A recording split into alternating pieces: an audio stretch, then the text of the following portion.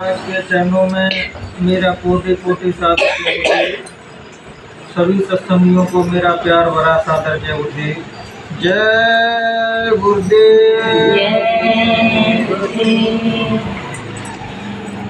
बाबा शेख फरीद कहते हैं कि जिस संसार में शहद, शक्कर, बूरा, गुड़ और भैंस का दूध, परमात्मा का नाम इनसे भी मीठा है। जितने मीठे ये चीज़ें हैं ना, उस मालिक का भजन इन सबसे भी ज़्यादा मीठा है। ये मिठास में जो चीज़ इनसे ज़्यादा कोई भी चीज़ मीठी नहीं है। सभी मिठाई इनसे ही बनती है। तो बाबा शेख फरीद कहते हैं जो मालिक का नाम है, जो उसका भजन करता है, वो साधक उस मिठास को अनुभव करता है। उस मिठास के आगे से सारी मिठास फीकी पड़ जाती है। जो गुरु महाराज ना, वो वास्तव में ही हमने संसार की सारी चीज़ें देख ली, किसी में भी रस नहीं आया। और जो भजन करते हैं, भले हम 10 मिनट करें, 15 मिनट करें, अगर बिल्कुल शिद्दत से और लगन से भजन करोगे तो वास्तव में साधक को वो रस मिलता है, वो नीरज अंदर साधक को वो रस प्राप्त होता है कि मानो संसार की दौलत सबसे ज़्यादा उसी के पास है। जो बाहर की दौलत है बहनों भाइयों, वो तो तुमसे राजी नहीं, तो गैस राजी तो तुम्हारा सांसों की पूंजी खत्म होगी तो तुमसे छुड़ा ली जाएगी। जो बाहर की दौलत है, जो अंदर की दौलत है, जो भजन की दौलत है, वो तुम्हारे मरने के बाद भी, असली यात्रा तो मरने के बाद ही शुरू होगी। जब यमराज पूछेंगे कि तुमने कुछ कमाई की कि नहीं, तो अहंकारी जीव होगा, वो तो कह देगा हाँ मैंने वो कलेक्टर बनाया था, मैंने मकान बनाए थे, मैंने गाड़ी खरीदी थी और मैंने इतना वैभव से जीवन जिया। तो फिर यमराज कहेंगे जी बताओ, मैं इस दौलत की तो बात ही नहीं कर रहा, हमारे यहाँ की दौलत तो 2 कौड़ी की है। क्या तुमने भगवान की कमाई की, भगवान के भजन की कमाई की, भजन की कमाई की? तो हमें अपने गुरु का भी नाम शर्मिंदा करना पड़ेगा और अपन खुद भी शर्मिंदा होंगे। इसलिए बहनों भाइयों, जिसकी कोई बुरी नहीं है, संसार में हमने बच्चे पैदा किए, मकान आगे, कुछ भी बुरा नहीं है। अब सारी चीज़ें हमने कर ली, सब व्यवस्थित हो गए, बच्चे भी शादी ब्याह कर दी उनको। अब तो अपने बारे में भी तो सोचो। दिन भर संसार के बारे में सोचते रहोगे, वो संसार के बारे में सोच रहे हो जो तुम्हारी मृत्यु के बाद तुम्हारे रिश्ते नातेदारी तुम्हें फूकने मरा में ले जाएंगे। जो सोचेंगे गर्मी पड़ रही हुई तो कब जल्दी जला, कब हम घर जाए। और हम तो गर्मी में माता जी को जलाने गए तो माता जी की आग के जरेंगे जा रहा था, वो गर्मी के बाद दूसरी कंडा फेंके और करीला लगा दूसरी फेंकी और वरने भग गया वहां से। तो ये हकीकत है बहनों भाइयों। अपन जिस पर मनुष्य शरीर में इतना अहंकार करते हैं, मरने के बाद हमारे रिश्तेदारी वेट करते हैं जल्दी जलाओ, मिट्टी को जल्दी जलाओ, जल्दी हम अपने अपने घर जाए। ये सच्चाई है जिसके लिए हम दिन रात मर रहे हैं। मरो अच्छी बात है, लेकिन कुछ थोड़े तो स्वार्थी हो ना, थोड़े अपने बारे में कब सोचोगे? जब तुम मरोगे तो ना तो तुम्हारे बच्चे जा रहे तुम्हारे साथ, ना तो मकान जा रहा, ना हवेली, कुछ नहीं जा रहा। उस यात्रा पर साधक को अकेला ही चलना पड़ेगा। क्या बहनों भाइयों, कोई अपने बुजुर्ग लोग घर के मरे कि पूरे परिवार को ले गए संग? बताइए बहनों भाई, को ले गए? नहीं ले गए। उस यात्रा में सबको अकेले जाना है। तो कुछ और भजन भी हमें एकांत में ही करना है। कुछ विषय है भोजन, भजन और मृत्यु, ये एकांत में ही होंगी। तुम मर रहे होंगे, तुम्हारा साथ दूसरा व्यक्ति तो मर रहा होगा, तुम चिल्ला रहे होगे, दर्द हो रहा होगा, पीड़ा हो रही होगी। जो आस पास जो गिर के तुम्हें खड़े होंगे उन्हें तो हो रही होगी पीड़ा, वो तो तुम्हें होगी पीड़ा। तो इसलिए थोड़े संतों ने कहा कि थोड़े स्वार्थी तो बन जाओ, थोड़े अपने बारे में तो सोचो। वो बच्चों के लिए सोच लिया, नाती पोतों के लिए सोच लिया, अब थोड़ा अपने विषय में सोचो। सुबह शाम भगवान का भजन करो, 2-4 लोग बैठ के अच्छी भगवान की चर्चा किया करो, सत्संग की बातें किया करो, गुरु महाराज की पुरानी बातें कोई किया करो। दिन भर वैसे ही माहौल में रहोगे तब तुम भजन साधना कर पाओगे। नहीं तुम सोचो यहाँ सत्संग सुन गए, राहुल भैया के जहाँ संडे को आश्रम पर घूम आए तो हो गए भजनानंद। नहीं, तुम्हें दिन रात उस माहौल में रहना पड़ेगा। तुम बात करने की इच्छा आ रही है, 4-5 अनिमास बैठ के भगवान की चर्चा करो ना, गुरु महाराज की चर्चा करो, तो वो भी बात सत्संग बन गई। ऐसा जो चर्चा हो रही है, अगर जहाँ फालतू की बकवास हो रही होती तो संसारी बात हो जाती है। भगवान की चर्चा होने लगी तो यही सत्संग बन गया। तो हर चीज को परमात्मा ने कहा है, तो परमात्मा की ओर चलोगे तो हर चीज धार्मिक परमात्मा के लिए की जा सकती है। और तुम्हें परमात्मा की ओर नहीं चलना तो मंदिर में बैठेंगे भी तुम धार्मिक नहीं कहलाओगे। मंदिर में बैठे हो तब भी तो अपने आप को धार्मिक नहीं कह सकते। धार्मिक तो तुम्हें अंदर से मन करना है, अपने अंदर से बैराग धारण करना है, बाहर से प्रदर्शन नहीं करना है। और बाहर की भक्ति मालिक देखता भी नहीं है, मालिक तो देखता है तुम्हारे अंदर की भक्ति। अगर ऐसा कुछ होता तो अमीर सेठ साहूकार परमात्मा संत जाए। लेकिन संत तो तुम्हारी सच्ची भक्ति से बीजती है। मत पैसा दो, मत दान दक्षिणा दो, कुछ मत दो, लेकिन तुम्हारी भक्ति सच्ची है तो तुम परमात्मा के संतों के हृदय में राज करोगे। तो कहते हैं राम को केवल प्रेम प्यारा और जान सके तो जान मारा। प्रभु को तुम्हारा सच्चा निस्वार्थ प्रेम पसंद है और सब कुछ पसंद नहीं है। जो हम पैसा रुपये दान दक्षिणा देते हैं तो वो तो वहाँ की व्यवस्था बनाने के लिए है बहनों भाइयों, उससे परमात्मा का कोई लेना देना नहीं है। जैसे हम आश्रम पे गए और वहाँ कुछ भी पैसा चढ़ा के या कुछ भी किए तो व्यवस्था वो गुरु महाराज अपने लिए तो कर रहा, वो व्यवस्था तुम्हारे लिए की जा रही है। गुरु महाराज कहते भैया कहते धोती लगाता हूँ, ये कपड़ा ऊपर से डाल देता, मेरा कितना खर्चा है और जितना मेरा खर्चा है उतने से ज्यादा मैं काम करता हूँ खेतों में। सुबह से लेकर संज्ञाना वो सेवा करते थे खेतों में और सुबह शाम भगवान का भजन करते थे। उन्होंने हमें अपना जीवन जी के बताया कि एक साधक को भगवान का भजन करते हुए भी वो सारे काम कर सकते हो। किचन में खाना बना रहे हो बहुत अच्छा, तो मोबाइल की सुविधा चल रही है, भगवान के भजन लगाओ तो किचन को भी और तो भगवान का मार्ग बना सकते हो। रोटी बना रहे हो भगवान का भजन गाते हुए रोटी बनाओ और किचन में गुरु महाराज की तस्वीर रख लो, वहाँ पहला गुरु महाराज को भोग लगाओ कि मालिक पहला आप भोजन ग्रहण करो, उसके बाद हम सब। तो वो क्या है, खाना ही एक प्रसाद बन गया। जब तुम ऐसे दिन रात ऐसे माहौल में रहोगे ना तो तुम्हारी भजन साधना बहुत जल्दी से उन्नति होगी। हम क्या करते हैं कि 1 घंटा सत्संग सुने आए, 1 घंटा की सत्संग में चले गए और ज्यादा थक गए तो फिर घर का संध्या भजन ही छोड़ दिया। हम चाहते थे नहीं थक जाए, लेकिन बोला 10 बजे ही बैठना पड़े गए, लेकिन भजन की नागा नहीं करती। गुरु महाराज की अध्यय का तुमने भजन की नागा की तो तुम 1-2 महीने पीछे चले जाओ भजन में, भले कम ज्यादा समय हो जाए, लेकिन नियमित रूप से डेली हमें भजन पे सुबह शाम बैठना ही है। जैसे हम भोजन सुबह शाम रोज नियमित रूप से करते हैं कि नहीं, उसमें नागा करते हैं ना भाई, नहीं करते ना। उसी प्रकार जिस प्रकार भगवान हमें सारी व्यवस्था हमारी बना दी, तो हमें बस इतना छोटा सा काम नहीं कर सकते, सुबह शाम उसको हम याद नहीं कर सकते। तो याद ही तो करना है कि प्रभु तुमने जो हमें सांसों की पूंजी दे रहे हो उसके लिए धन्यवाद, जो हमारे बच्चों को खाना खिला रहा है उसके लिए धन्यवाद, इस छत्र छाया हमें रख रहा है इसके लिए धन्यवाद। भाई एक छोटा सा धन्यवाद ही तो देना है भगवान को, और क्या देना है। और का तो आप पैसा रुपये से भगवान दीजिए रहा है, वो तो पूरे संसार को कैसे ही दे रहा है, आपको तो भला क्या दे पाओगे।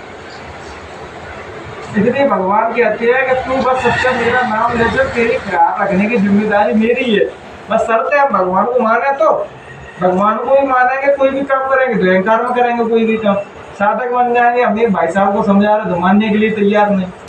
अरे कोई भी चीज को हम कर रहे हैं, जैसे हमें कोई भी साधना भजन कर रहे हैं तो बार बार उसका ढिढोरा पीटेंगे हम, तो हमारे पास जो चीज है वो चली जाएगी, तो तुम बार बार ढिढोरा पीट रहे हो। इसलिए कुछ चीजें इतनी गोपनीय रखो, भजन साधना इतना करो, लेकिन तुम्हारे पड़ोसी को भी जो महसूस नहीं होगा कि तुम इतनी साधना करते हो। बिल्कुल सहज और सरल व्यवहार रखो। भजन का मतलब ये नहीं है आकर के तरना के खड़े हो गए 4 आदमी है भजन कर रहा हूँ तो मुझे क्या लग रहा है, तो भजन नहीं है, ये अहंकार है। भजन का मतलब सबसे सहज से सहजता से बात करना, चाहे माता हो चाहे भाई हो, सबसे प्रेम पूर्वक हमारा व्यवहार होना चाहिए। जब तो इस बहनों भाइयों जब अपन सत्संगियों से प्रेम से नहीं बोल सकते तो क्या गुरु महाराज को रजा लेंगे। जब हमारा यहाँ बाहर का ही व्यवहार करना है तो अंदर के व्यवहार में मालिक कैसे रहिएगा। अपन क्या सोचते हैं कि मालिक से अच्छा व्यवहार करना है और सत्संगियों से सबसे खराब व्यवहार करना है तो मालिक बीत जाएंगे। लेकिन बहनों भाई ये क्यों भूल जाते हैं, तो सबके भी अंदर गुरु महाराज बैठे हैं सब रूप में। गुरु महाराज ने कही जिसका मैं नाम देता हूँ सब गुरु का सबके संग हो जाता हूँ। लेकिन हम सत्संगियों से कितना राग करते हैं, अरे वो ऐसा है वो वैसा है, वो जय की बुराई भलाई करते रहते हैं। जितना अपन ने भजन किया ना उसके कर्म की अपने ऊपर लाद लीजिए। इसलिए लोगों में देखना है तो अच्छा ही देखो, बुराई तो हर इंसान वैसे ही देख रहा है तुम्हारे अंदर। तो एक दूसरे का भी बाबा कचना कची तो अच्छा ही होगी, तो उस अच्छाई को क्यों नहीं देख रहे तो बुराई को पकड़ के बैठे तो उसमें ये बुराई के बुरा जो देखा मैं चला और बुरा ना मिल गया कोई, और जो दिल खोजे अपना मुझसे बुरा ना कोई। ऐसे हम सत्संग में आश्रम पर कहीं भी जाएंगे तो कोई व्यक्ति कोई आदमी गलत है तो उसको ऐसा शू बना देंगे मतलब हम सब दूध के धुले हैं, हमें कोई बुराई में नहीं है। ऐसा बहनों भाइयों सत्य है जीवन का।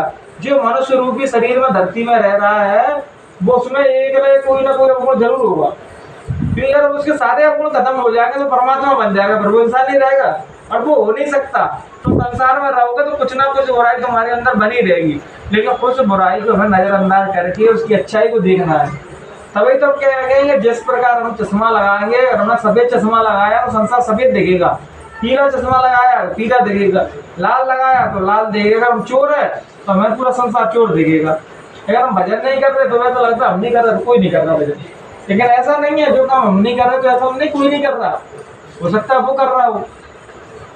लेकिन इसलिए महाराज गुरु महाराज ने घर पर तुम कर नहीं सकते, तो जहाँ भी आसपास में सत्संग होता हो तो वहाँ चले जाना, तो वहाँ साधकों से भजनानंदियों से मिलोगे, तो एक दूसरे के 10 वर्ष होते हैं ना, तो माता ये 10 वर्ष में ही कर्म कट जाते हैं हमारे। अगर क्योंकि कुछ साधक के आपने दर्शन किए या उसने तुम्हारे किए तुमने उसके किए, तो 10 वर्ष में ही बहुत से कर्म कट जाते हैं। गुरु महाराज कहते थे संतों की तो बहुत बड़ी बात है, अगर साधकों भी दर्शन कर रहे हैं तो हमारे कर्म कर जाते हैं। जीव पर पता नहीं नाना प्रकार के कर्म होते रहते हैं उल्टी सीधी, लेकिन हम भगवान के मार्ग पर चलेंगे। गुरु महाराज कहते कैसा भी खराब आदमी अगर वो नियमित रूप से भजन करेगा तो एकदम उस मालिक कैसे ऐसा ज्वार भाटा उठेगा कि तुम्हारे सारे कर्म साफ हो जाएंगे, सारे कर्म बन जाएंगे तुम्हारे।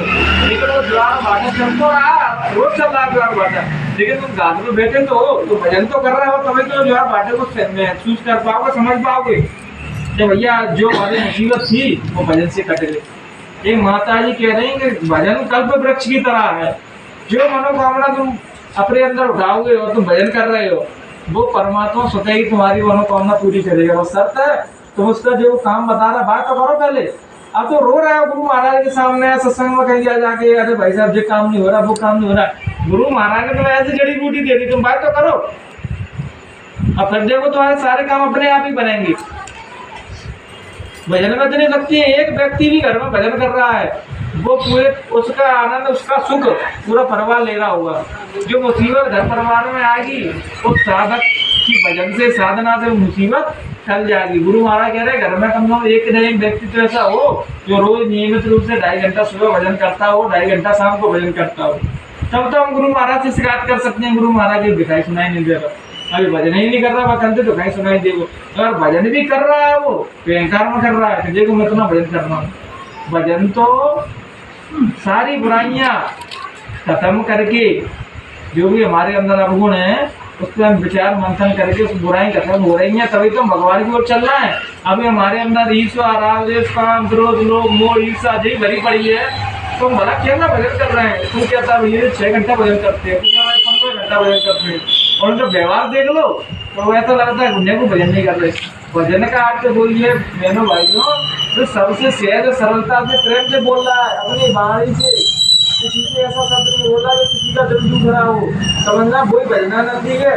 जो अपनी वाणी पे संयम नहीं है, किसी से कुछ भी बोल रहा है तो कैसा भजनानंदी। अपन क्या सोचती है कि यहाँ सबसे अच्छे से प्रेम से बात करो, घर में जाके कलेश फैलाओ, तो वो भी भजन नहीं माना जाएगा। भला तुम घर के लोगों से अगर ऐसा व्यवहार कर रहे हो तो वो भी तुम्हारे बुराइयों में ऐड किया जाएगा। उसके भी अंदर परमात्मा बैठा है, जो नामदान नहीं लिया उसके भी अंदर मालिक बैठा है। ये मत समझना उसने नामदान नहीं लिया भजन नहीं कर रहा तो उसके अंदर नहीं बैठा, उसके भी अंदर बैठा है। बस हमें देखना है। एक संत नहीं थे तो कुत्ता रोटी लेके भाग गया, तो वो उसके पीछे घी का डिब्बा लेके दौड़े के प्रभु घी तो लगा लो। वो कुत्ते में भी भगवान देख रहे हैं और हम इंसानों में भी भगवान नहीं देख पा रहे। विडम्बना देखो, संत कुत्ते में भगवान देख लेते हैं और हम इंसानों में भी भगवान नहीं देख पा रहे, तो राक्षस देख रहे हैं। तो बताओ क्या सत्संगी, सत्संगी का अर्थ क्या होता है बता देना भाइयों। सत्य और संगी मतलब सत्य का संग करने वाला। तो जो सत्य के राह पर चल रहा हो, सत्य के संग चल रहा हो बहनों भाइयों, सभी अपने अंतरात्मा से ये प्रश्न पूछना, और वो जो काम कर रहा हो वही व्यक्ति कह सकता है कि मैं सत्संगी हूँ। अन्यथा अपन सत्संगी भी नहीं है कोई भी, तो तुम सोच रहे हैं कि मैं जैकेट पहनने टोपी लगा ली तो मैंने सत्संगी नहीं। सत्य और सत्य के साथ चलना वही कह सकता है कि मैं सत्संगी हूँ। साधक जिसने सब साध लिया वही साधक। संत जो अंदर से शांत हो गया वही संत। महात्मा जिसने अपनी आत्मा को जान लिया तो वो बन गया महात्मा। जब ये हमारे गुण नहीं आ रहे हमारे अंदर, इसका मतलब हम बाहर से दिखावा कर रहे हैं। तो कहते हैं संत ना देखे बोलो चाल, संत देखे अंतरकाल। एक नजर में बहनों भाइयों तुम्हारे अंदर से लेके ऊपर तक तुम्हारे अक्षरा कर लेते हैं संत, लेकिन कहते इसलिए नहीं है बल तुमसे कह देंगे कि तुम चोर हो तो दूसरे आदमी को सत्संग में बंद कर दोगे। गुरु महाराज कहते हैं बल तुम्हारी सारी पोल खोल दूं मैं तो तुम दूसरे बना दो मथुरा भी बंद कर दोगे। इसलिए संत किसी को जलील या किसी को नीचा नहीं दिखाते कि उसको सवन के सामने जलील कर दे या नीचे दिखा। संत सबकी अच्छाई देखते हैं, वो नहीं देखते, वो जानते हैं तो वो भरे पड़े हैं लेकिन कहते नहीं है। उसके धीरे धीरे सामन लगा ला के बहनों भाइयों उसके अवगुण दो गुरु बनने की मतलब क्यों तो किसके धोबी है? कपड़ा धोने वाले धोबी नहीं है मेरे भाई, वो तुम्हारे खोटे कर्म कर रहे हैं उनको वाले धोबी है। अब वो बताओ तो नहीं सरलता से जी गया, सब कुछ पा गया, और हम छोटी सी चीज धन दौलत आ जाए उस पर अभिमान करने लगती हैं, अच्छा मकान बन जाए उस पर तो अभिमान कर ले लगते हैं, कुछ सोने चांदी की चीज जाना पहन लो उस पर जाना अभिमान कर लेते हैं। तो बताओ भगवान को कैसे ले जा पाएंगे? अगर भगवान को गरीब बन के तुम्हारे सामने खड़े हो गए और तुम वो धनवान हो तो तुम उसको भगवान मान पाओगे? तो भाई मैं लात मार के भगा दे घर जान दे, मैं तो उसी भगवान मानूंगा जो मुझसे ज्यादा दौलत वाला होगा। इसलिए जब सबन के अंदर भगवान को देखोगे, चाहे आश्रम में जाओ, सत्संग में जाओ, मोहल्ला आस पड़ोस में कहीं भी रह रहे हो, तो हमारे व्यवहार से किसी का दिल नहीं दुखना चाहिए। अगर दुख रहा है इसका मतलब नाम के सत्संगी में अंदर से नहीं हुए सत्संगी। अंदर से सत्संगी बन जाओगे बहनों भाइयों तो कभी तुमसे तुम्हारे बारे में कुछ ये नहीं कहेगा फलाना आदमी बेकार है। तो किसी जब तुम बोलोगे तुमसे कोई बोलेगा नहीं तो भगवान तेरा भला करे, लेकिन हम नहीं बोलेंगे। गुरु महाराज कहते थे संतों को इतना सताया गया फिर भी संतों ने अपना सतोगुण नहीं छोड़ा, अपनी अच्छाई नहीं छोड़ी। गुरु महाराज को लोगों ने कितनी गालियां दी, कितना आप शब्द बोले, तब भी उन्होंने अपनी अच्छाई से डगमगाए नहीं। और हम संतों के बच्चे हैं तो बच्चे पता पिता के गुण बच्चों में आना चाहिए कि नहीं आना चाहिए बहनों भाई? तो ऐसे ही जब हम किसी के शिष्य बन गए हैं तो हमारे आस पड़ोस के लोग कह रहे हैं बाबा जय गुरुदेव के शिष्य हैं, इतने बड़े इतने सज्जन इंसान है तो भैया उनके से बनना चाहिए। तभी तो सत्संगी अपने आप को कह पाएंगे नहीं हमारा पड़ोसी कह रहा है मोहम्मद जुड़ना बाबा जय गुरुदेव के शिष्य तो पागल हो जाते हैं, वो घर में इतना कलेश कर देती है। भैया बहुत से सत्संगी मैंने सुने हैं मुझे कहते हैं अरे भैया बाबा जय गुरुदेव से जुड़ना, उन्हें सत्संगी तो पागल हो जाता है, घर में कलेश करती हैं। इसका मतलब हमने अपनी गुरु की बात को माना नहीं, और माना भी तो अपने जीवन में नहीं उतारा। इसलिए पहले अपने जीवन में उतारो कोई भी चीज को। मैं आपसे बहनों भाइयों भजन करने का अधिकार तब रखता हूँ जब मैं स्वयं भजन कर रहा हूँ। जब मैं ही नहीं कर रहा तो तुमसे कहने का भी मुझे कोई अधिकार नहीं है तुम भजन करो। जब हम करेंगे, जब 4-6 घंटा 4-5 घंटे जितना परमात्मा करा रहा है तब हम आपसे 1 घंटे की कह सकते हैं बहनों भाइयों। अगर हम 1 घंटे कर रहे हैं तो तुमसे हम आधे घंटे की कह पाएंगे, तब तुम कर पाओगे। इसलिए भगवान का नाम लो, सच्चा भजन करो, बुराइयां देखना बंद करो, अच्छा ही देखो। अब सब किसी के पास समय नहीं है, और समय ऐसा आ रहा है कि कभी भी ये तो छिड़ सकता है, और छिड़ ही रही है, लड़ाई चल रही रही है। पता नहीं वो ज्वाला जो गर्म अब विदेशों में चल रही है, कब अपने भारत में आ जाए तो पता नहीं एक बम में कितने सांप हो जाएंगे। तुम्हारा भजन कर रहे होगे, साधना कर रहे होगे तो बच जाओगे, तब भी सुखमय जीवन जियोगे। चले जाओगे तो कम तो अपनी आत्मा में जी प्रश्न क्या करते जाओगे, भजन करते हुए जा रहा हूँ, छोटे कर्म करते हुए नहीं मर रहा मैं। मार साहब बता रहे कि गुप्ता जी का शरीर छोड़ा, कोरोना हो गया था उनको, तो उनको भजन इतना भजन करते थे कि ऐसे दीवारों पर निशान बनेगा, मैं सिर के टिक टिक के करते रहते थे दीवारों में घर पे।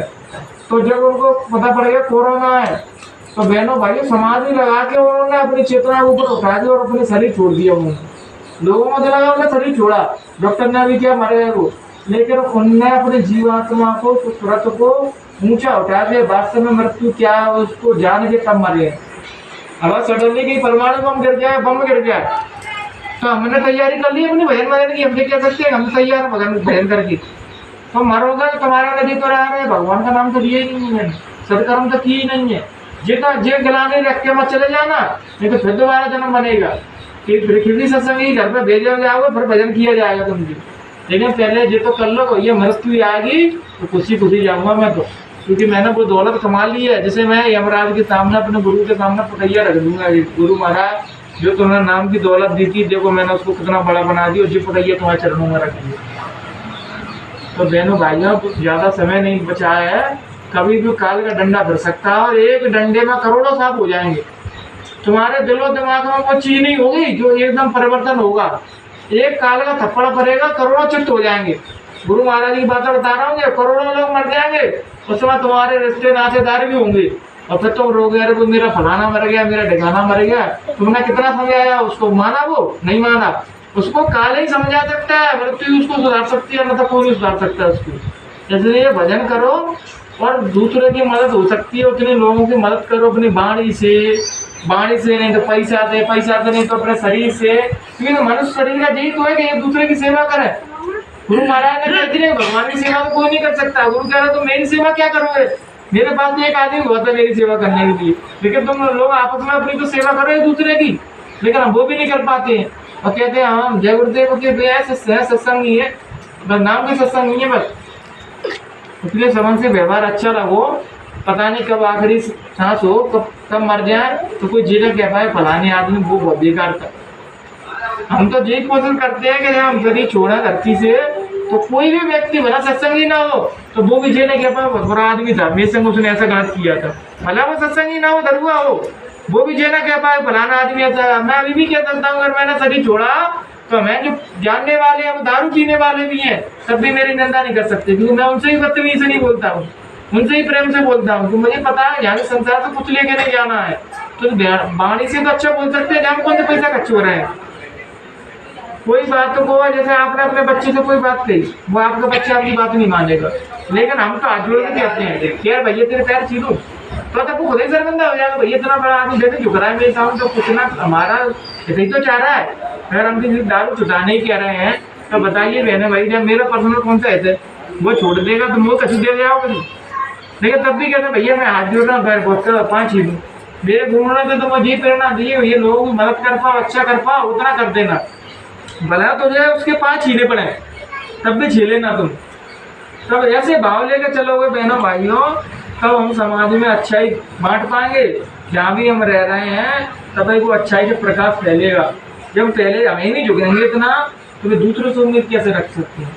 तुम अच्छा करोगे तो तुम्हारे साथ ऑटोमेटिकली अच्छा होगा। जब हम दूसरे का बुरा सोचेंगे बुरा आयत करेंगे और फिर गुरु महाराज से जो उम्मीद रखेंगे गुरु महाराज मेरे जीवन में कुछ अच्छा करना तो होगा ही नहीं।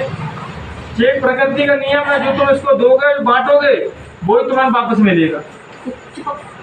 हाँ तो बहनों भाइयों आज के विचारों को हम ग्राम को देंगे। कोई भी कहने सुनने में कोई भी गलती हो गई हो तो अपना बेटा अपना छोटा भाई समझ के हमें माफ कर देना। जय